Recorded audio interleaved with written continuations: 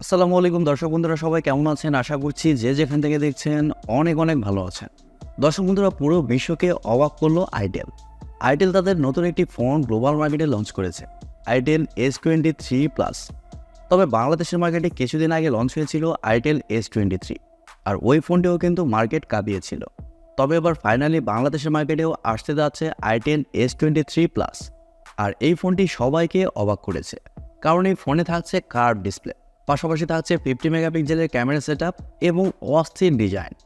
সব কিছু মিলিয়ে এই ফোনটি আসলে কেমন হবে, আর ফোনটি যেহেতু গ্লোবাল মার্কেটে লঞ্চ হয়েছে, সেহেতু এই ফোনটি আমরা বাংলাদেশের মার্কেটে কবে পাবো এবং এই ফোনটির প্রাইস বা কেমন হতে পারে, এই সবগুলো বিষয় নিয়ে আলোচনা করব আজকের ভিডিওতে। পুরো ভিডিওটি মনোযোগ সহকারে দেখবেন, আর ভিডিওটি ভালো লাগলে ভিডিওতে একটি লাইক দিবেন এবং ভিডিওটি বন্ধুদের সাথে শেয়ার করবেন।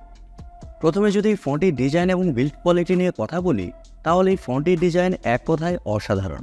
ফোনটির ব্যাক সাইডে থাকছে প্লাস্টিক, আর ব্যাক সাইডে থাকছে দুইটি ক্যামেরা।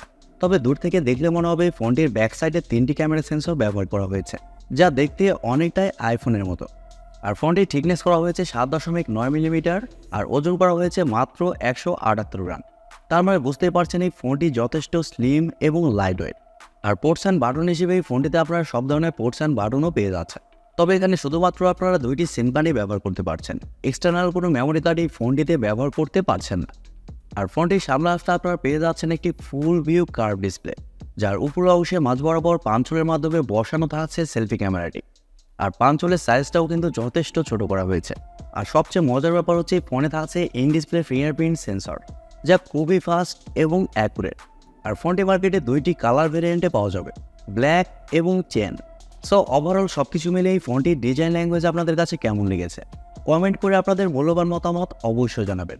আর আমার কথা বলতে গেলে পার্সোনালি ফোনটির ডিজাইন আমার কাছেও খুবই ভালো লেগেছে। ফোনটি দেখলে কেউ বুঝতেই পারবে না এটি আইটেলের ফোন। আসলে আইটেল সবাইকেই অবাক করেছে। ফোনটির ডিসপ্লে নিয়ে কথা বলতে গেলে এখানেও থাকছে বিশেষ আকর্ষণ। এই ফোনে থাকছে 6.78 ইঞ্চের একটি অ্যামোলেড প্যানেল, যা ফুল এইচডি প্লাসের একটি ডিসপ্লে, এবং আরও থাকছে 388 পিপিআই ডেন্সিটি। আর ডিসপ্লে প্রোটেকশন হিসেবে থাকছে কর্নিং গরিলা গ্লাস 5। তবে এই ডিসপ্লেতে হায়ার রিফ্রেশার থাকছে না, এখানে থাকছে শুধুমাত্র 60 হার্টসের রিফ্রেশার, এবং আরও থাকছে 500 নিটস পিক ব্রাইটনেস।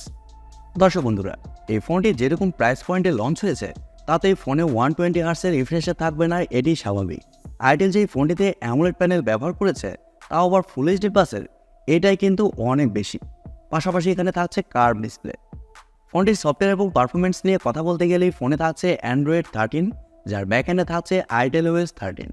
আর ফোনটিতে চিপসেট হিসেবে থাকছে Unisoc T616 চিপসেট, যা একটি 4G চিপসেট। আর এই চিপসেটটি মূলত 12 ন্যানোমিটার আর্কিটেকচারে তৈরি করা, এবং জিপিইউ হিসেবে থাকছে Mali G57 MP1। Unisoc T616 এই চিপসেটের আন্তত স্কোর 3 লাখের আশেপাশে।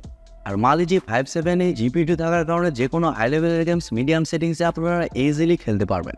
মিডিয়াম সেটিংসে গেম খেলতে গেলে ফোনটিতে ল্যাগ বা ফ্রেম ড্রপ ফিল করবে না, তবে হাই সেটিংসে গেম খেলতে গেলে ল্যাগ বা ফ্রেম ড্রপ 100% ফিল করবে।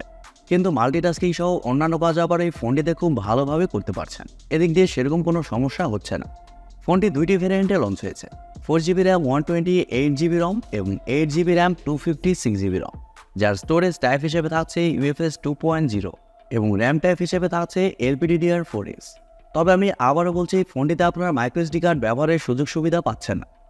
ফোনটির ক্যামেরা সেকশন নিয়ে কথা বলতে গেলে ফোনটির ব্যাক সাইডে থাকছে 2টি ক্যামেরা, যার মেইন সেন্সর হিসেবে থাকছে 50 মেগাপিক্সেলের একটি ওয়াইড সেন্সর, যা f1.6 অ্যাপারচার, এবং সেকেন্ডে থাকছে 0.08 মেগাপিক্সেলের একটি সেন্সর। আর ব্যাক ক্যামেরার ফিচার হিসেবে থাকছে এলইডি ফ্ল্যাশ। তবে এই ফোনটিতে সেলফি ক্যামেরা হিসেবে থাকছে 32 মেগাপিক্সেলের সেলফি ক্যামেরা। আর ফোনটির ব্যাক ক্যামেরা এবং সেলফি ক্যামেরা দিয়ে আপনারা শুধুমাত্র 1080pতেই ভিডিও শ্যুট করতে পারছেন, এখানে কিন্তু 4K অপশানটা থাকছে না। আর এরকম বাজেটের ফোনে তা থাকবেও না, এটাই স্বাভাবিক। আর ফোনটিতে ওয়াইফাই, ব্লুটুথ, জিপিএস এর মতো আরও অনেক ফিচার পেয়ে যাচ্ছেন, এবং ইউএসবিতে থাকছে USB Type-C 2.0। ফোনটির ব্যাটারি এবং চার্জার নিয়ে কথা বলতে গেলে ফোনে থাকছে 5000 mAh-এর একটি ব্যাটারি, আর চার্জার হিসেবে থাকছে 18 ওয়াটের একটি চার্জার। আর ফোনটিতে যে চিপসেটটি ব্যবহার করা হয়েছে তা মোটামুটি পাওয়ার এফিশিয়েন্ট, এর কারণে ফোনটিতে ব্যাটারি ব্যাকআপও খুবই ভালো পাবেন। এক চার্জে মোটামুটি ফোনটি আপনারা ইজিলি চালাতে পারবেন। তবে আপনি যদি হেভি ইউজার হন, সেক্ষেত্রে বিষয়টা সম্পূর্ণই আলাদা। এবারে কথা হচ্ছে বাংলাদেশের মার্কেটে ফোনটি আমরা কবে পাবো। দর্শক বন্ধুরা, আমরা ইতিমধ্যে জানতে পেরেছি অক্টোবর মাসে ফোনটি বাংলাদেশের মার্কেটে চলে আসবে। আর দেশের বাজারে এই ফোনটির প্রাইস হতে পারে 16 থেকে 17,000 টাকা। আর এরকম প্রাইস পয়েন্টে যদি এই ফোনটি সত্যি লঞ্চ করা হয় সেক্ষেত্রে এই ফোনটি কিন্তু মার্কেট খাওয়াবে। এর বিশেষ কারণ হচ্ছে প্রথমত এই ফোনটির ডিজাইন খুবই সুন্দর করা হয়েছে, দ্বিতীয়ত এই ফোনে থাকছে কার্ভ অ্যামোলেড প্যানেল, আর এরকম প্রাইস পয়েন্টে চিপসেটও ভালোই থাকছে। সো সব কিছু মিলিয়ে আমার মনে হয় আপনারা যদি এরকম প্রাইস পয়েন্টে একটি কার্ভ ডিসপ্লেওয়ালা ফোন নিতে চান সেক্ষেত্রে এই ফোনটির জন্য আপনারা ওয়েট করতে পারেন।